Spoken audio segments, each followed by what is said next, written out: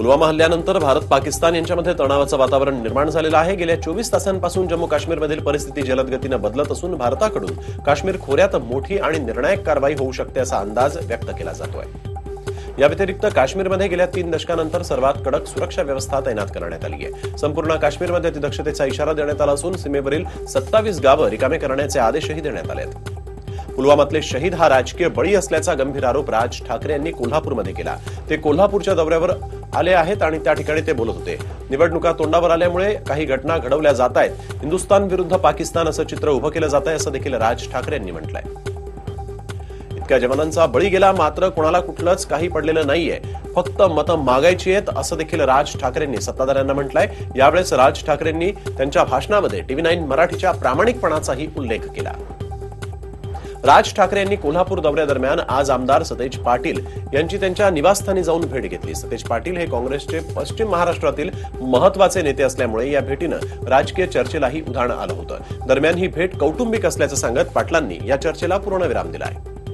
मनसे अध्यक्ष राज ठाकरे आज कोल्हापूरच्या दौऱ्यावर असून त्यांनी सकाळी अंबाबाई देवीचं दर्शन घेतलं। यावेळेस त्यांच्यासोबत पक्षातील इतर नेते आणि पदाधिकारी देखील उपस्थित होते। मन की बात सुरू करताना आज मन भरून आलं। 10 दिवसांपूर्वी भारत मातेनं आपल्या वीर पुत्रांना गमावलं। देशवासियांनी निश्चिंत राहावं यासाठी या शूरवीरांनी दिवस रात्र एक केले आणि आपले जीव गमावले असं पंतप्रधान नरेंद्र मोदी यांनी देशाला उद्देशून मन की बात या कार्यक्रमातून आपल्या भावना व्यक्त केल्या आहेत। दरम्यान येत्या 28 फेब्रुवारी रोजी 1 कोटीहून जास्त लोकांशी व्हिडिओ कॉन्फरन्सिंगद्वारे संपर्क साधणार असल्याचं नरेंद्र मोदींनी म्हटलंय। पंतप्रधान नरेंद्र मोदी यांच्या हस्ते उत्तर प्रदेशमधील गोरखपूर इथे 75,000 कोटी रुपयांच्या पंतप्रधान किसान सन्मान निधी योजनेचा शुभारंभ पार पडला। जवळपास 1 कोटीहून अधिक शेतकऱ्यांच्या बँक खात्यामध्ये प्रत्येकी 2,000 रुपयांचा पहिला हप्ता जमा केला जाणार आहे। ही योजना स्वातंत्र्यानंतर शेतकऱ्यांसाठी सर्वात मोठी योजना असल्याचं यावेळेस मोदींनी म्हटलंय। जम्मू काश्मीरातील नागरिकांना विशेष हक्क देणाऱ्या राज्यघटनेतील कलम 35A या कलमासंदर्भातील याचिकेवर सर्वोच्च न्यायालयामध्ये उद्या सुनावणी होण्याची शक्यता आहे। या पार्श्वभूमीवर काश्मीर खोऱ्यामध्ये तणाव असून शुक्रवारनंतर रात्रभरात जमाते इस्लामी जम्मू काश्मीर या संघटनेच्या जवळपास 150 जणांची धरपकड करण्यात आली। जालन्यातील भाजप प्रदेशाध्यक्ष रावसाहेब दानवे विरुद्ध सेनेचे नेते आणि राज्यमंत्री अर्जुन खोतकर या वादाचा फायदा आता काँग्रेस घेण्याच्या तयारीत असल्याचं दिसतंय। कारण खोतकर यांना काँग्रेस पक्षामध्ये घेण्यासाठी आता चाचपणी सुरू असल्याची माहिती सूत्रांनी दिली आहे। नगरची जागा मुलासाठी सुटत नसल्याचं पाहून राधाकृष्ण विखे पाटलांची महाआघाडीच्या मेळाव्यांना दांडी पाहायला मिळते। राष्ट्रवादीच्या ताब्यामध्ये सध्या नगरची जागा आहे। सत्तेचा गैरवापर करून पवार विजयी झाले होते असा आरोप सहकार मंत्री सुभाष देशमुख यांनी केला। पंढरपूरमधील टेंभुर्णी इथे आयोजित भाजप कार्यकर्ता बैठकीमध्ये ते बोलत होते। या बैठकीत देशमुख यांनी शरद पवार यांच्यावर गंभीर आरोप केले। यवतमाळच्या दिग्रसमध्ये महसूल राज्यमंत्री आणि स्थानिक आमदार संजय राठोड यांना काळे झेंडे दाखवण्यात आले। राठोड यांच्या हस्ते पार पडलेल्या विकास कामांच्या शुभारंभाच्या कार्यक्रमाला अपक्ष नगराध्यक्ष जावेद पहलवान यांना आमंत्रण नव्हतं। तसंच बॅनरवर मुख्यमंत्र्यांचा फोटोही नव्हता। त्यामुळे भाजप पदाधिकाऱ्यांनी काळे झेंडे त्यांना दाखवले। भाजप कार्यकर्त्यांनी अनधिकृत होर्डिंग बॅनर न लावण्याचं आवाहन मुख्यमंत्र्यांनी केलेलं आहे आणि जर अनधिकृत होर्डिंग किंवा बॅनर दिसलं तर मुख्यमंत्र्यांनी या बॅनर्सवर कारवाई करण्याचा इशाराही दिलाय। आगामी लोकसभा निवडणुकीत बहुमत मिळवण्यासाठी भाजप आणि मंत्री जे आहेत ते पुढे आलेले आहेत। गृहनिर्माण मंत्री प्रकाश मेहता यांनी मतदारांना आकर्षित करण्यासाठी त्यांना तीर्थाटनाचा लाभ दिलेला आहे। तीर्थाटनाच्या माध्यमातून 1,100 भाविक विठुरायाच्या दर्शनासाठी जाणार असून त्यांची विशेष सोय देखील करण्यात आली आहे। प्रकाश आंबेडकर आणि ओबीसींच्या वंचित आघाडीची मुंबईतल्या शिवाजी पार्कवर भव्य जाहीर सभा पार पडली। यावेळेस लाखोंच्या संख्येनं कार्यकर्ते आल्यामुळे शिवाजी पार्क खचाखच भरलं होतं। 70 वर्ष निवेदनं दिली पण त्या निवेदनाला कचऱ्याची जागा दाखवण्यात आली होती। त्यामुळे आता निवेदन देणार नाही असं प्रकाश आंबेडकर यांनी म्हटलं। आज मुंबईत जमिनी नाहीयेत याचा देखील उल्लेख त्यांनी केलेला आहे। तर आता 7/12 नाही तर जमीन नाही हे चोरांचं सरकार आहे असं देखील प्रकाश आंबेडकर म्हणाले। मुंबईत राष्ट्रवादीची स्वाभिमानी सोबत तातडीची बैठक आयोजित करण्यात आली असून स्वाभिमानी माढ्यामध्ये उमेदवार देण्याच्या तयारीत आहे। या संदर्भामध्ये दुपारी 3 वाजता जयंत पाटील धनंजय मुंडे यांच्यासोबत राजू शेट्टी जे आहेत ते चर्चा करणार आहेत।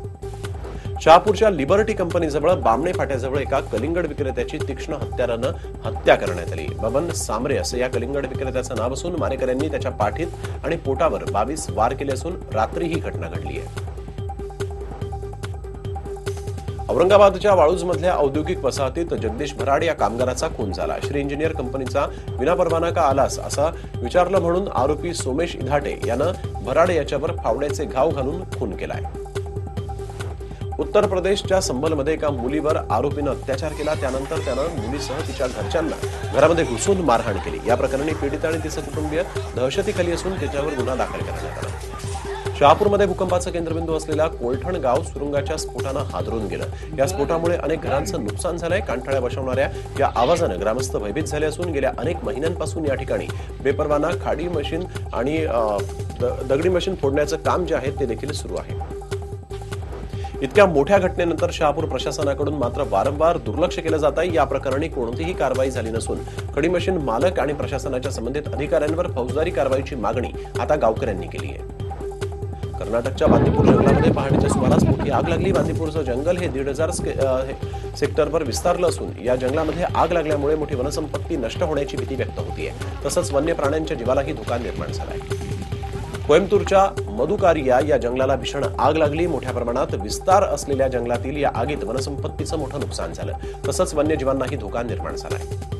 हिमाचल प्रदेशच्या कुल्लूमधील सोलंग नाला इथे मुसळधार पाऊस आणि बर्फवृष्टीनं कहर केलाय. पर्यटन स्थळ असलेल्या सोलंग नाल्यामध्ये पर्वतावरील हिमनद्यांनी रौद्ररूप धारण केलं असून नद्यांचं पाणी गावांमध्ये शिरताना दिसतंय. त्यामुळे ग्रामस्थांच्या चिंतेत वाढ झाली आहे. अमरावती जिल्ह्यातील चांदूर रेल्वे शहर कुस्तीवीरांच्या मिरवणुकीनं दुमदुमलाय. संपूर्ण शहर कुस्तीच्या सोहळ्यात रंगलं असून शहरात देशभरातून आलेल्या पहिलवानांची वर्दळ पाहायला मिळते. या कुस्ती स्पर्धेत 10 ते 15 वयोगटातील मुलींनी मल्लखांब आणि जिम्नॅस्टिकची प्रात्यक्षिकं सादर केली. सामाजिक संदेशांचा प्रचार आणि प्रसार करण्याच्या उद्देशानं नाशिक शहर पोलीस आयुक्तालयानं नाशिक मॅरेथॉनचं आयोजन केलं होतं. यावेळेस मॅरेथॉनला नाशिककरांनी चांगलाच प्रतिसाद दिलाय. जवळपास 15,000हून अधिक स्पर्धकांनी या स्पर्धेत सहभाग घेतला. यावेळेस अभिनेता विकी कौशलही उपस्थित होता. मुंबईच्या मरीन ड्राईव्ह इथे आय लव्ह मुंबई या एनजीओ संस्थेच्या वतीनं योगाचं आयोजन करण्यात आलं होतं. सुट्टीचा दिवस असल्यामुळे अनेक नागरिकांनी यात सहभाग घेतला. यावेळेस फिटनेस गुरु मिकी मेहता देखील उपस्थित होता. उस्मानाबादमध्ये जिल्हाधिकारी दीपा मुंडे यांच्या हस्ते 16 पेन्शनधारक शेतकऱ्यांचा सत्कार करण्यात आला. यावेळी शेतकरी पेन्शन योजनेचा आणि प्रधानमंत्री किसान सन्मान निधी योजनेचा शुभारंभ करण्यात आला. वाशिममध्ये किसान सन्मान योजनेचे मानकरी ठरलेल्या 7,000 शेतकऱ्यांच्या प्रातिनिधिक स्वरूपात जिल्हाधिकाऱ्यांच्या हस्ते सत्कार करण्यात आला. यावेळेस मोदींची मन की बात या कार्यक्रमासाठी शेतकरी मोठ्या संख्येनं जमले होते. रायगड जिल्हा परिषदेच्या वतीनं आयोजित राजमाता जिजाऊ पुरस्कार सोहळ्याला राष्ट्रवादीचे अध्यक्ष शरद पवार यांनी उपस्थिती लावली. यावेळेस अनेक नेते उपस्थित होते. जिल्हा परिषदेकडून पहिल्यांदाच हे पुरस्कार प्रदान करण्यात आले. नाशिकच्या पिंपळगाव बसवंत इथे मुंबई आग्रा महामार्गावर 2 गाड्यांचा भीषण अपघात झाला. यामध्ये 3 जण ठार झाले असून 25 जण जखमी आहेत. जखमींना पिंपळगावच्या शासकीय रुग्णालयात दाखल करण्यात आलंय. बुलढाण्याच्या चिखलीत काँग्रेस भाजप कार्यकर्त्यांमध्ये राडा झाला असून या प्रकरणी आमदार बोंद्रेसह काँग्रेस भाजप कार्यकर्त्यांवर गुन्हा दाखल झाला आहे. पोलिसांवर दगडफेक वाहनांचं नुकसान केल्याप्रकरणी हे गुन्हे दाखल करण्यात आले असून दोघांना 3 दिवसांची पोलीस कोठडी सुनावण्यात आली आहे. जम्मू काश्मीरमधील कलम 370 रद्द करून भारतीय जवानांना सुरक्षा प्रदान करा या आशयाचं पत्र अमरावतीच्या दर्यापूर शहरातील सर्व महाविद्यालयातील विद्यार्थ्यांनी मोदींना पाठवलंय. यावेळेस विद्यार्थ्यांनी पुलवामातील शहीद जवानांनाही श्रद्धांजली वाहिली. मुस्लिम समुदायाला आरक्षण मिळावं या मागणीसाठी भिवंडीमध्ये मालेगावचे आमदार आसिफ शेख रशीद यांच्या नेतृत्वाखाली भिवंडी ते मुंबई आझाद मैदानापर्यंत पायी पदयात्रेचं आयोजन करण्यात आलं होतं. हिमाचल प्रदेशच्या कुल्लूमधील सोलंग नाला इथे मुसळधार पाऊस आणि बर्फवृष्टीनं कहर केलेला आहे. पर्यटन स्थळ असलेल्या सोलंग नाल्यामध्ये पर्वतावरील हिमनद्यांनी रौद्ररूप धारण केलं असून नद्यांचं पाणी गावांमध्ये शिरताना पाहायला मिळत आहे. त्यामुळे ग्रामस्थांच्या चिंतेतही वाढ झाली आहे. देहरादूनमध्ये रेल्वे प्लॅटफॉर्मवर उभी करत असताना प्लॅटफॉर्मच्या डेड एंडला रेल्वे धडकल्यामुळे अपघात झाला. सुदैवाने या अपघातात कोणतीही जीवितहानी झाली नसली तरी प्लॅटफॉर्मचं मात्र मोठं नुकसान झालंय.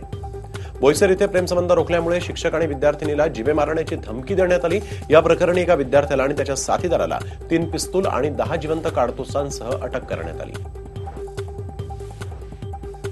मुंबई पोलिसांनी विदेशी दारू बनवणारं एक मोठं रॅकेट उद्ध्वस्त केलं. शिवडीच्या ज्ञानेश्वर नगर इथे ही कारवाई करण्यात आली. या प्रकरणी दोघांना पोलिसांनी अटक केली आहे. तर सुमारे 10.5 लाख रुपयांपेक्षा जास्त किमतीची बनावट विदेशी दारू जप्त करण्यात आली. आसाममधील गोलाघाट जिल्ह्यात विषारी दारू प्यायल्यामुळे 10 जणांचा मृत्यू झालाय. गुरुवारी गावठी दारू प्यायल्यामुळे काही जण आजारी पडले होते. त्यानंतर प्रकृती गंभीर झाल्यानं काही जणांना रुग्णालयात दाखल करण्यात आलं होतं. उत्तर प्रदेशच्या संभलमध्ये एका मुलीवर आरोपीनं अत्याचार केला. त्यानंतर त्यांनी मुलीसह तिच्या घरच्यांना घरात घुसून मारहाण केली.